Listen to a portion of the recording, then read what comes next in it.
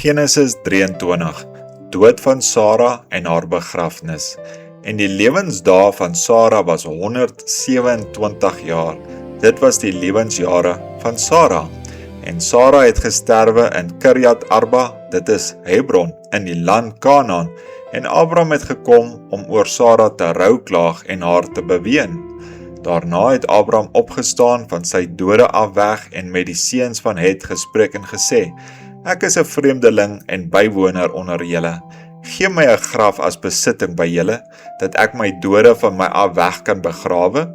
Toe antwoord die seuns van Het vir Abraham en sê aan hom: Luister na ons, my Heer. U is 'n wors van God onder ons. Begraaf u dode in die beste graf wat ons het. Niemand van ons sal u sy graf weier om u dode te begrawe nie.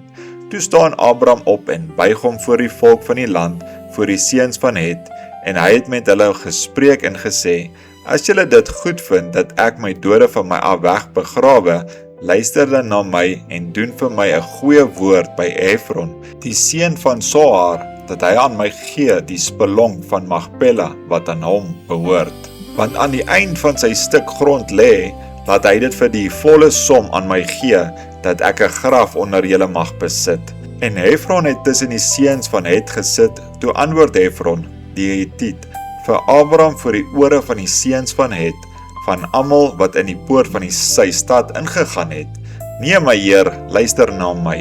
Die stuk grond gee ek aan u, ook die spelonk wat daarin is, dit gee ek aan u. Voor die oë van die seuns van my volk gee ek dit aan u. Begraaf u dode. Daarop het Abraham hom voor die volk van die land neergebuig en met Efron gespreek voor die ore van die volk van die land: Ja, as dit u is, ag, luister na my. Ek gee die geld vir die stuk grond. Neem dit van my aan, dat ek my dode daar kan begrawe. En Efron het Abraham geantwoord en aan hom gesê: My Heer, luister na my. 'n stuk land van 400 sikels silwer. Wat is dit tussen my en u? Begrawe maar u dode. Toe luister Abraham na Efron, en Abraham het aan Efron die geld afgeweeg waarvan hy gespreek het voor die ore van die seuns van Het, 400 sikels silwer, gangbaar by die koopman.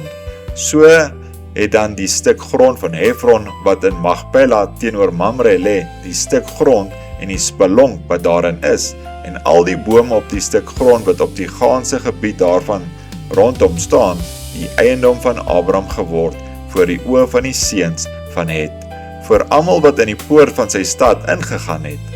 Daarna het Abraham toe sy vrou Sara begrawe in die spelonk van die stuk grond van Magpela, oostelik van Mamre, dit is Hebron, in die land Kanaan.